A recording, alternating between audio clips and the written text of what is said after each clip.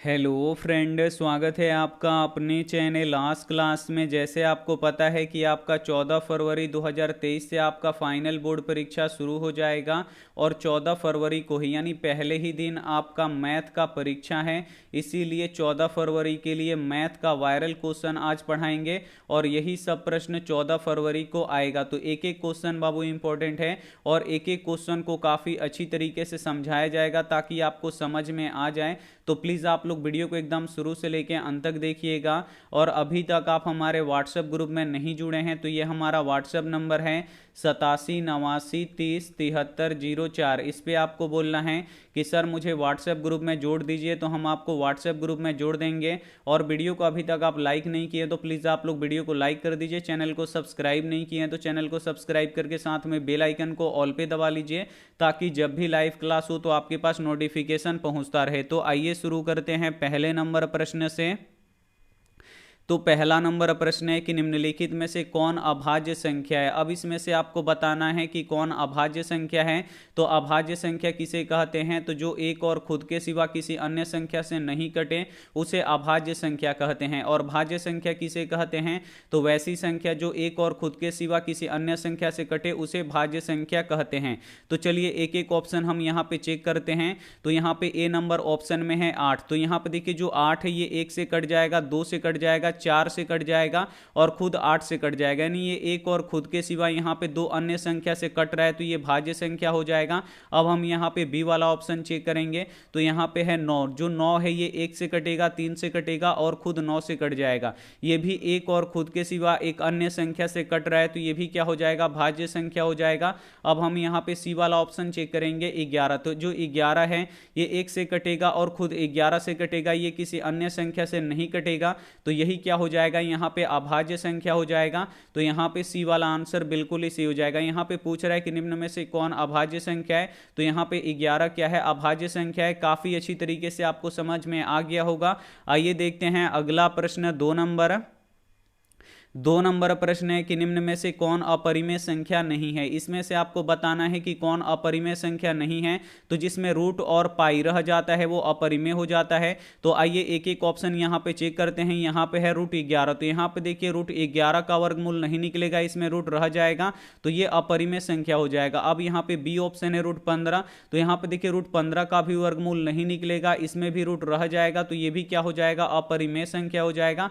यहाँ पे सी वाला ऑप्शन देखिए, यहाँ पे है रूट 9। तो रूट 9 का वर्गमूल कितना हो जाएगा? 3 हो जाएगा। और यहाँ पे है रूट 16। रूट 16 का वर्गमूल कितना हो जाएगा? 4 हो जाएगा।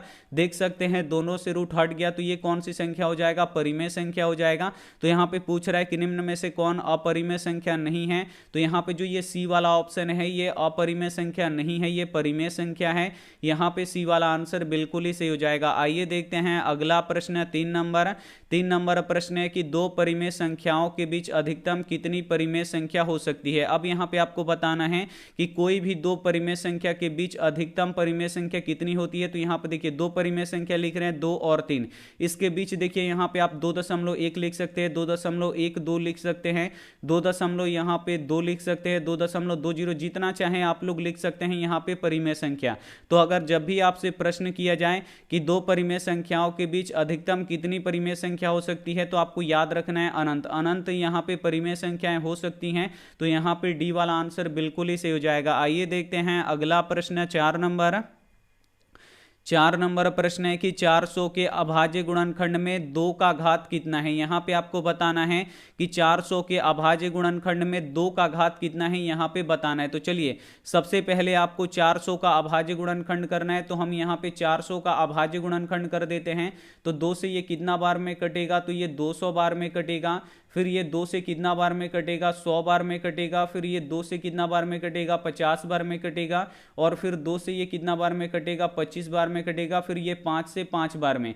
तो यहाँ पे देख सकते हैं 2 कितना है? 1 2 3 4, यानी 2 के पावर हम यहाँ पे 4 लिख सकते हैं। और 5 कितना है? 2 है। तो यहाँ पे 5 के पावर हम 2 लिख सकते हैं। तो यहाँ पे बोल रहा है कि 400 के अभाज्य गुणनखंड में 2 का घात कितना है बाबू? तो 2 का घात कितना है? 4 है। तो यहाँ पे डी वाला आंसर बिल्कुल ही सही हो जाएगा। सभी क्वेश्चन आपको 100% समझ में आएगा, बस आप लोग एकदम शुरू से लेकर अंत तक देखते रहिए। अब यहाँ पे देखिए 5 नंबर प्रश्न है कि 17/170 170 का दशमलव प्रसार होगा, शांत होगा कि अशांत होगा कि आवर्ती होगा कि इनमें से कोई नहीं होगा। यहां पे आपको बताना है कि 17/170 का, यहां पे देखिए 17/170 का दशमलव प्रसार कैसा होगा। तो सबसे पहले देखिए अगर ये कट रहा है तो इसे सबसे पहले आप लोग कटा दीजिए।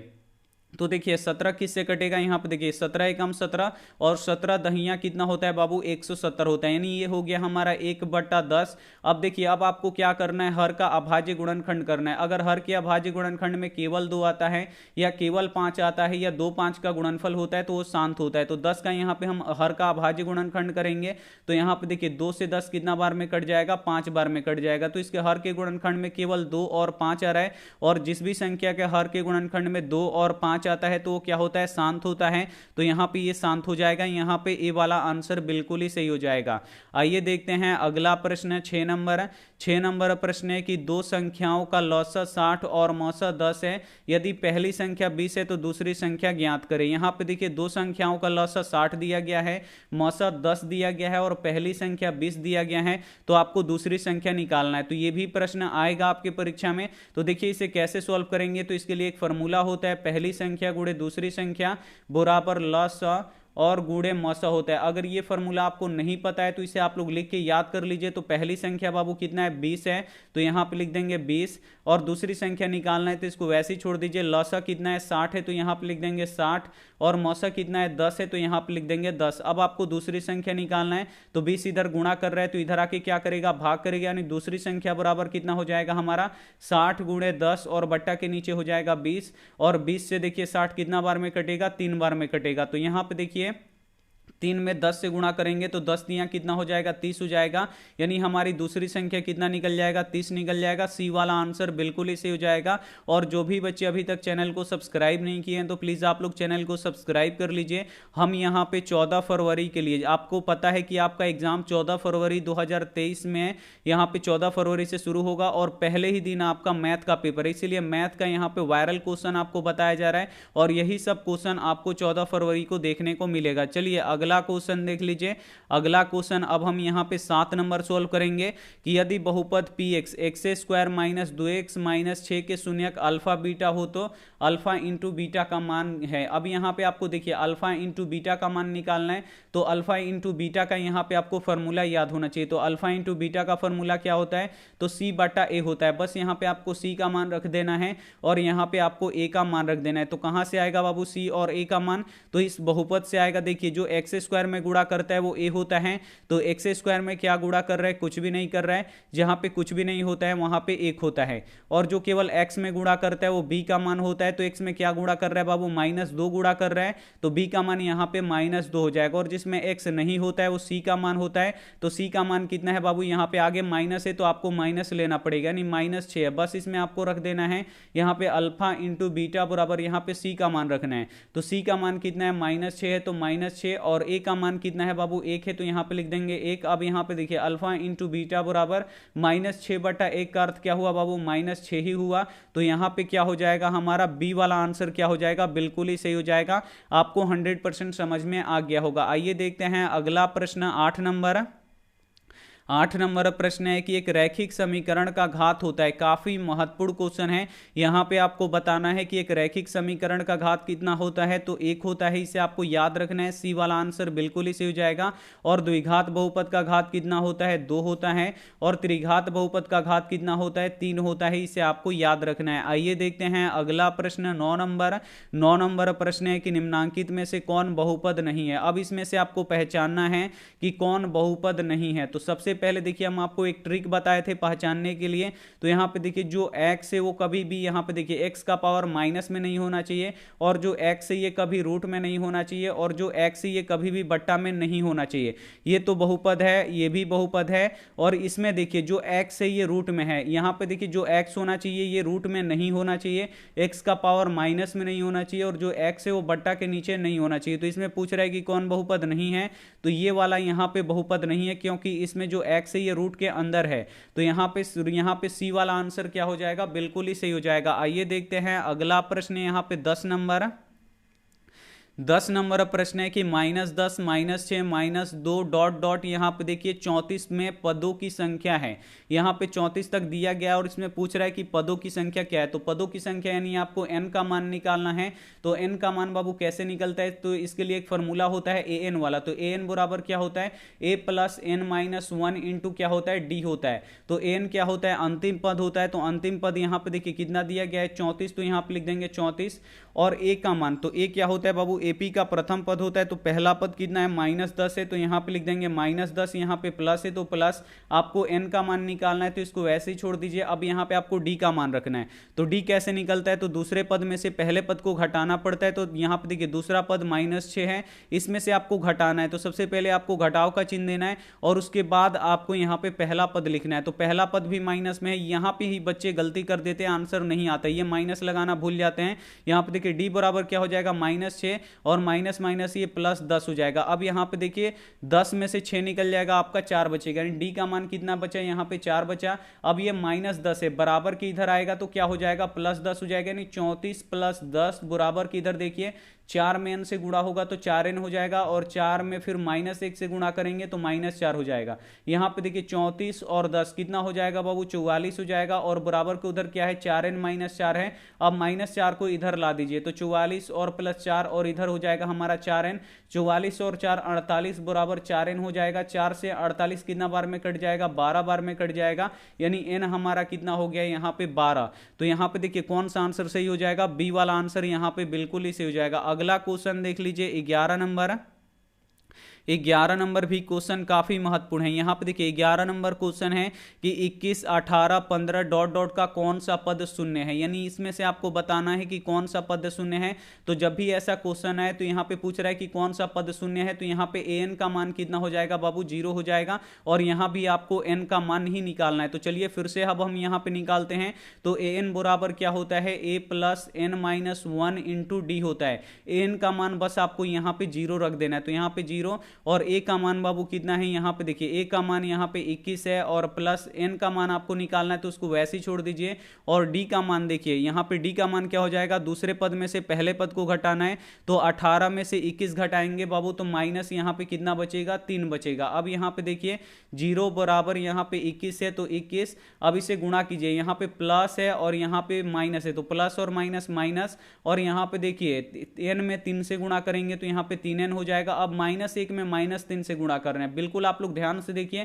-1 में -3 से गुणा करेंगे तो माइनस माइनस सबसे पहले प्लस हो जाएगा और 3 में 1 से गुणा करेंगे 3 हो जाएगा। यहाँ पे आगे क्या है, कुछ भी चिन्ह नहीं है तो यानी प्लस है। 21 भी प्लस में है और यहाँ पे 3 भी प्लस में है, दोनों को जोड़ दीजिए। 21 और 3 कितना हो जाएगा बाबू यहाँ पे, तो 21 और 3 24 और -3n हो जाएगा। अब यहाँ पे देखिए आपको क्या करना है कि +24 को इधर भेज देना है तो ये -24 हो जाएगा, बराबर की इधर आएगा। और इधर ये क्या हो जाएगा, -3 है तो -3 ही रहेगा। अब माइनस से माइनस कट जाएगा और 3 से 24 कितना बार में कट जाएगा, 8 बार में कट जाएगा। यानी n का मान कितना निकल गया, 8 निकल गया। 8वां पद हमारा क्या होगा बाबू, यहाँ पे 0 होगा। आपको काफी अच्छी तरीके से समझ में आ गया होगा। चलिए अगला क्वेश्चन देख लीजिए, यहाँ पे 12 नंबर। 12 नंबर भी प्रश्न काफी महत्वपूर्ण है। ऐसे फॉर्मूला से आपसे प्रश्न पूछे जाएंगे कि साइन 90 डिग्री माइनस थीटा किसके बराबर होता है। तो साइन 90 डिग्री माइनस थीटा किसके बराबर होता है बाबू, तो ये कॉस थीटा के बराबर होता है। इसे आपको याद रखना है, फॉर्मूला आपको याद कर लेना है। साइन 90 डिग्री माइनस थीटा किसके बराबर होता है, तो ये कॉस थीटा के बराबर होता है। चलिए अगला क्वेश्चन देख लीजिए। अगला क्वेश्चन यहाँ पे देखिए 13 नंबर क्वेश्चन है कि 9 sec square A minus 9 tan a square A का मान है। काफी महत्वपूर्ण क्वेश्चन है और ये भी क्वेश्चन आपसे पूछा जाएगा। यहाँ पे देखिए 9 sec स्क्वायर ए माइनस यहाँ पे 9 tan a स्क्वायर ए दिया गया, बोल रहा है कि ये किसके बराबर है। तो 9 दोनों में कॉमन है तो 9 आपको बाहर निकाल लेना है। तो अंदर क्या बचेगा बाबू, sec स्क्वायर ए और यहाँ से बचेगा हमारा tan a स्क्वायर ए। अब यहाँ पे देखिए फॉर्मूला बन गया, sec square A minus tan a square A किसके बराबर होता है, तो ये 1 के बराबर होता है। तो इसके बदले में हम क्या लिख देंगे, 1 लिख देंगे तो 9, और इसके बदले में हम 1 लिख देंगे तो 9 एकम कितना हो जाएगा, 9 हो जाएगा। और यही हमारा आंसर हो जाएगा। यानी यहाँ पे देखिए बी वाला आंसर क्या हो जाएगा, 100% यहाँ पे सही हो जाएगा। आप लोग बिल्कुल ध्यान से देखिए, सभी क्वेश्चन आपको 100% समझ में आएगा। अगला क्वेश्चन देखिए 14 नंबर। 14 नंबर प्रश्न है कि यदि समीकरण x माइनस 2y बराबर 3 तथा 3x प्लस के वाई बराबर 1 का एक अद्वितीय हल हो तो यहाँ पे आपको इस k का आपको मान निकालना है। तो बाबू k का मान कैसे निकलेगा, तो चलिए हम निकालते हैं। देखिए इस समीकरण का एक अद्वितीय हल है, अद्वितीय हल होता है तो क्या होता है a1 बट्टा a2 बराबर नहीं क्या होता है यहाँ पे b1 बट्टा b2 होता है। तो यहाँ पे आपको a1 का मान रखना है, तो ये पहला वाला समीकरण है, ये दूसरा वाला समीकरण है। तो जो x में गुणा करता है वो a1 होता है, तो a1 का मान यहाँ पे क्या है बाबू, कुछ भी नहीं है, तो यहाँ पे क्या हो जाएगा 1 हो जाएगा। और जो y में गुणा करता है ये b1 होता है, तो b1 का मान बाबू कितना है, यहाँ पे देखिए माइनस है तो आपको माइनस छोड़ना नहीं है, माइनस आपको लेना है। और c1 का मान कितना है बाबू, यहाँ पे 3 है। उसी तरीके से देखिए a2, ये समीकरण क्या है, ये 2 है, तो जो x में गुणा करता है ये a2 होता है, और a2 के मान कितना है, यहाँ पे 3 है। और जो y में गुणा करता है वो b2 होता है, b2 का मान यहाँ पे कितना है बाबू, k है। और यहाँ पे देखिए जिसमें x y कुछ भी नहीं होता है वो c2 होता है, c2 का मान कितना है, 1 है। बस इसमें आपको रखना है a1 का मान कितना है, 1 है, तो यहाँ पे लिख देंगे 1। और a2 का मान कितना है बाबू, 3 है, तो यहाँ पे लिख देंगे 3। और यहाँ पे बराबर नहीं है तो बराबर नहीं। और b1 का मान कितना है, तो देखिए b1 का मान बाबू यहाँ पे -2 है, तो यहाँ पे लिख देंगे -2। और b2 का मान कितना है, 3 है, तो यहाँ पे लिख देंगे, यहाँ पे देखिए b2 का मान क्या है बाबू, k है। ध्यान से देखिए b2 का मान क्या है, k है, तो यहाँ पे लिख देंगे k। अब आपको क्रॉस मल्टीप्लाई कराना है तो k में 1 से गुणा कीजिए, यानी तिरछा तिरछी आपको गुणा करना है, तो k में 1 से गुणा होगा तो k। और बीच में बराबर नहीं है तो यहाँ पे बराबर नहीं देंगे। और यहाँ पे देखिए 3 में 2 से गुणा होगा, तो यहाँ पे देखिए सबसे पहले माइनस है तो माइनस 3 दूनी कितना हो जाएगा, 6 हो जाएगा, यानी k बराबर नहीं क्या हो जाएगा, 6 हो जाएगा। यहाँ पे बी वाला आंसर बिल्कुल इसी हो जाएगा। क्या आपको समझ में आ गया, 100% आपको यहाँ पे समझ में आ गया होगा। अब अगला क्वेश्चन देखिए 15 नंबर भी क्वेश्चन काफी महत्वपूर्ण है, इसे अब हम यहाँ पे आपको सॉल्व करके बताते हैं कि इसे कैसे आप लोग सॉल्व कीजिएगा। 15 नंबर क्वेश्चन देखिए कि समीकरण युग्म 2x प्लस 3y बराबर 5 तथा 4x प्लस 6y बराबर 15 का है, एक अद्वितीय हल है कि एक अनंत हल है कि कोई हल नहीं है। तो सबसे पहले देखिए हम यहाँ पे बनाते हैं 15 नंबर, आप लोग यहाँ पे बिल्कुल ध्यान से देखिएगा। तो सबसे पहले आपको a1 बट्टा a2 निकालना पड़ेगा। तो a1 कितना है बाबू, तो यहाँ पे x में जो गुणा करता है वो a1 होता है, a1 का मान 2 है। और a2 का मान कितना है, जो यहाँ पे दूसरे समीकरण, ये पहला वाला समीकरण है, ये दूसरा वाला समीकरण है। तो दूसरे वाला समीकरण में जो x में गुणा करता है वो a2 होता है, तो यहाँ पे कितना हो गया, तो 4 हो गया। अब इसे कटाइए, 2 एकम 2, 2 दूनी 4, यानी कितना निकल गया, 1/2 निकल गया। अब आपको b1 बट्टा b2 निकालना है। तो b1 का मान देखिए बाबू, जो y में गुणा करता है वो b1 होता है, b1 का मान यहाँ पे 3 है। और जो दूसरे समीकरण में y में गुणा करता है वो b2 होता है, यानी b1 का मान यहाँ पे 3 है। और b2 का मान कितना है, यहाँ पे आप लोग देख सकते हैं 6 है, तो यहाँ पे लिख देंगे 6। ये भी कट रहा है, 3 एकम 3, 3 दूनी 6, यानी कितना हो गया, 1/2 हो गया। अब बराबर आ रहा है तो आपको यहाँ पे c1 बट्टा c2 भी निकालना पड़ेगा। तो c1 देखिए जिसमें x y कुछ भी नहीं होता है वो c1 होता है, ये c1 5 है। और यहाँ पे c2 कितना है बाबू, 15 है, तो यहाँ पे 5/15 लिख देंगे, कटाइए, 5 एकम 5, 5 3 15, यानी 1/3 आ गया। तो यहाँ पे ये ऐसा कंडीशन बन रहा है कि a1 बट्टा a2 और यहाँ पे बराबर b1 बट्टा b2 और बराबर नहीं हो रहा है c1 बट्टा c2। तो ये ऐसा कंडीशन होता है तो क्या होता है, तो आलेख समानांतर होता है और इसका कोई भी हल नहीं होता है। तो यहाँ पे सी वाला आंसर बिल्कुल ही सही हो जाएगा। आपको काफी अच्छी तरीके से समझ में आ रहा होगा सभी क्वेश्चन, प्लीज आप लोग शुरू से लेकर अंत तक देखिएगा। अगला क्वेश्चन देखिए 16 नंबर क्वेश्चन काफी महत्वपूर्ण है कि समानांतर श्रेणी 2, 7, 12, 17 के लिए a3 माइनस a20 आपका मान आपको क्या करना है, निकालना है। यहाँ पे देखिए काफी महत्वपूर्ण क्वेश्चन है, a30 माइनस a20 आपको निकालना है। तो यहाँ पे देखिए a30 का अर्थ क्या हुआ, तो एक 30वां पद में से आपको क्या करना है, 20वां पद घटाना है। तो 30वां पद का फॉर्मूला क्या होता है, तो a प्लस 29d होता है। और यहाँ पे देखिए माइनस है तो माइनस, अब यहीं पे बच्चे गलती करते हैं, यहाँ पे आपको सबसे पहले ब्रैकेट लगाना है, क्योंकि ये माइनस है, ये 20वां पद के लिए, 20वां पद में 2 अंक होता है, इसीलिए ब्रैकेट लगाएंगे। जो माइनस है ये दोनों के लिए होगा, a प्लस यहाँ पे 19d होगा। अब यहाँ पे सबसे पहले माइनस से इन दोनों में गुणा कराना है, तो यहाँ पे a प्लस यहाँ पे 29d और यहाँ पे माइनस a में गुणा करेंगे, तो यहाँ पे देखिए माइनस से यहाँ पे a में गुणा करेंगे तो माइनस a, और यहाँ पे देखिए माइनस और यहाँ पे प्लस, तो क्या होगा माइनस, और यहाँ पे 19d है तो यहाँ पे लिख देंगे 19d। अब यहाँ पे देखिए माइनस a से माइनस a कट जाएगा, और यहाँ पे देखिए 29d में से 19 को d घट जाएगा, तो कितना बचेगा, तो 29 को d में से 19 को d घटेगा, तो यहाँ पे 10 को d बचेगा। बस यहाँ पे आपको d का का मान रख देना है। तो डी क्या होता है, तो यहां पे देखिए दूसरे पद में से पहले पद को घटाया जाता है, तो 7 में से अगर 2 घटाएंगे तो कितना बचेगा बाबू, 5 बचेगा। तो यहां पे देखिए 10 गुणे यहां पे 5, 10 बचे कितना हो जाएगा, 50 हो जाएगा। तो यही आपका क्या हो जाएगा, यहां पे आंसर हो जाएगा, सी वाला आंसर यहां पे बिल्कुल ही सही हो जाएगा। क्या आपको समझ में आ गया, आपको 100% समझ में आ गया होगा। चलिए अगला क्वेश्चन अब हम यहां पे सॉल्व कर देते हैं। अगला क्वेश्चन है 17 नंबर की समानांतर श्रेणी 5, 8, 11, 14 डॉट डॉट का 10वां पद है। अब यहां पे आपको 10वां पद निकालना है। तो 10वां पद का फॉर्मूला क्या होता है बाबू, a प्लस 9d होता है। यहां पे आपको a का मान रखना है, यहां पे d का मान रखना है। तो a का मान कितना है, 5 है, तो यहां पे 5 प्लस 9, और d का मान देखिए 8 में से जब 5 घटाएंगे, यानी दूसरा में से पद में से पहला पद घटाएंगे तो कितना आएगा, 3 आएगा। तो यहां पे लिख दीजिए 3। अब इसे गुणा कीजिए, 9 3 कितना हो जाएगा, 27, और 27 में 5 जोड़िएगा तो बाबू कितना हो जाएगा, 32 हो जाएगा। यानी यहां पे ए वाला आंसर क्या हो जाएगा, बिल्कुल ही सही हो जाएगा। चलिए अगला क्वेश्चन सॉल्व कर देते हैं। अगला भी क्वेश्चन काफी महत्वपूर्ण है, बस आप लोग यहां पे ध्यान से देखिए। यही सब क्वेश्चन आपको 14 फरवरी को देखने को मिलेगा फाइनल बोर्ड परीक्षा में, मैथ के पेपर के दिन। आपका पेपर प्रथम पाली में हो या द्वितीय पाली में, कोई भी मतलब नहीं है, आपको यही सब क्वेश्चन देखने को मिलेगा। अगला क्वेश्चन देखिए 18 नंबर की बिंदुओं 2,3 एवं -2,3 की बीच की दूरी है। अब इन दोनों बिंदुओं की आपकी बीच की दूरी निकालना है कि इनके बीच में कितनी दूरी है। तो सबसे पहले आपको दूरी सूत्र पता होना चाहिए। दूरी सूत्र क्या होता है, तो √x2 - x1 का द होल स्क्वायर, और प्लस यहां पे क्या होता है y2 - y1 का द होल स्क्वायर। बिल्कुल आप लोग यहां पे ध्यान से देखिएगा। अब यहां पे देखिए सबसे पहले आपको x2 का मान लिखना है। तो यहां पे देखिए ये क्या होता है, ये x1 होता है और ये y1 होता है, और ये दूसरा वाला बिंदु में ये x2 होता है और ये y2 होता है। तो x2 का मान कितना है, -2 है, तो यहां पे लिख देंगे -2, और यहां पे माइनस है तो माइनस, और x1 का मान 2 है तो यहां पे लिख देंगे 2, और इसका स्क्वायर है तो स्क्वायर दे देंगे, प्लस है तो प्लस यहां पे लिखेंगे। y2 का मान कितना है, 3 है, तो यहां पे लिख देंगे 3, और माइनस y1 का भी मान कितना है बाबू, 3 है, तो यहां पे लिख देंगे 3, और इसका स्क्वायर है तो स्क्वायर लिख देंगे। अब यहां पे देखिए -2 और -2 बाबू, -2 और -2 कितना हो जाएगा, -4 हो जाएगा, और इसका स्क्वायर है तो स्क्वायर, प्लस है तो प्लस, 3 में से 3 घटेगा कितना बचेगा, 0 बचेगा, और इसका स्क्वायर है तो यहां पे स्क्वायर लिख देंगे। -4 का स्क्वायर करेंगे तो देखिए -4 का स्क्वायर करेंगे तो स्क्वायर का अर्थ यही होता है कि -4 दो बार गुणा होगा, तो माइनस माइनस प्लस 4 चौका 16, यानी गुणा यहां पे -4 का स्क्वायर करेंगे तो प्लस 16 हो जाएगा, और 0 का स्क्वायर करेंगे तो ये 0 ही रहेगा। अब यहां पे देखिए 16 में 0 जोड़ेंगे तो 16 होगा, और 16 का वर्गमूल कितना होगा, 4 होगा। 4 इसका क्या हो जाएगा, यहां पे बीच की दूरी हो जाएगा। बी वाला आंसर यहां पे बिल्कुल ही सही हो जाएगा। 100% आपको समझ में आएगा, बस आप लोग यहां पे पढ़ते रहिए। अगला क्वेश्चन देखिए,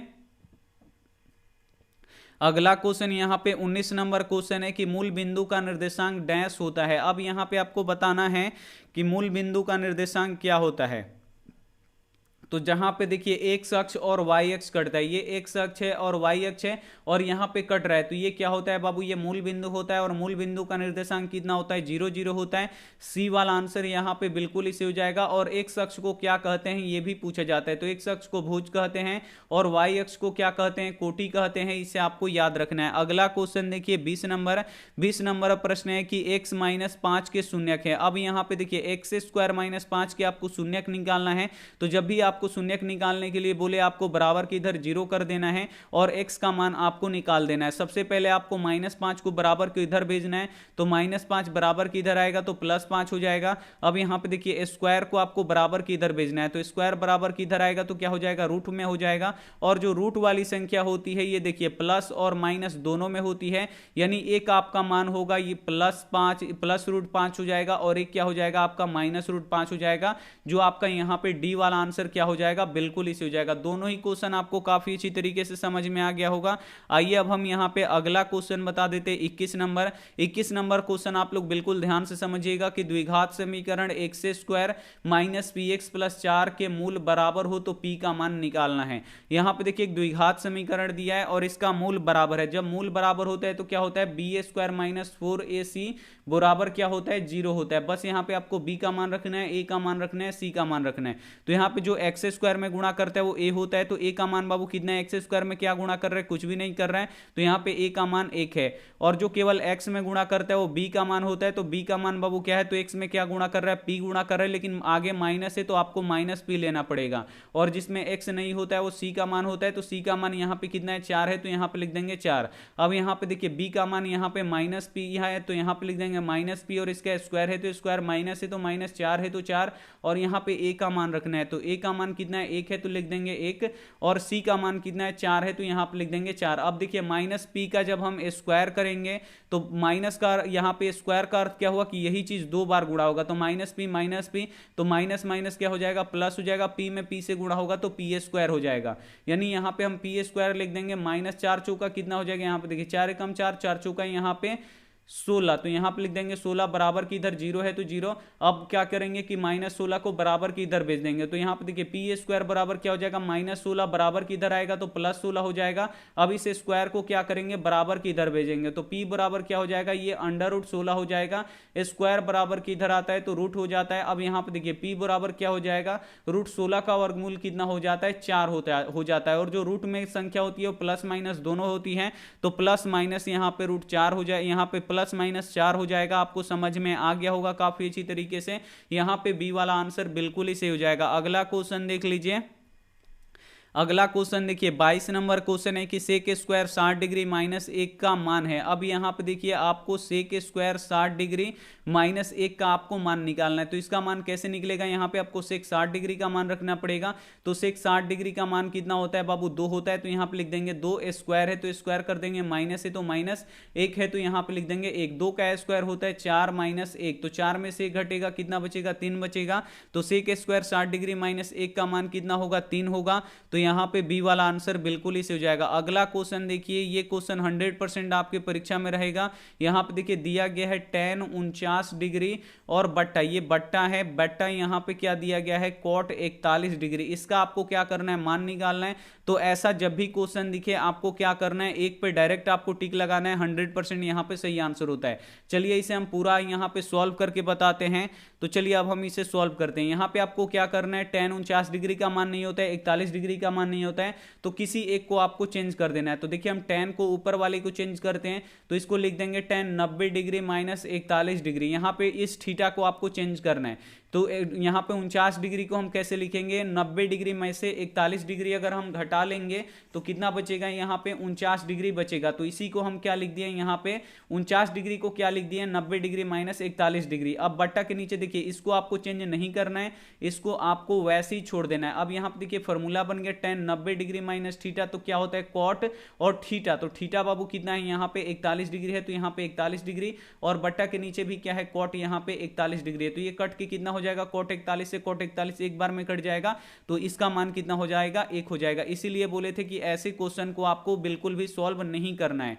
अगला क्वेश्चन देखिए 24 नंबर क्वेश्चन है कि यदि 2 sin 2 थीटा बराबर √3 हो तो थीटा बराबर है। यहाँ पे देखिए 2 sin 2 थीटा बराबर यहाँ पे √3 दिया गया है, तो इस थीटा का मान निकालना है।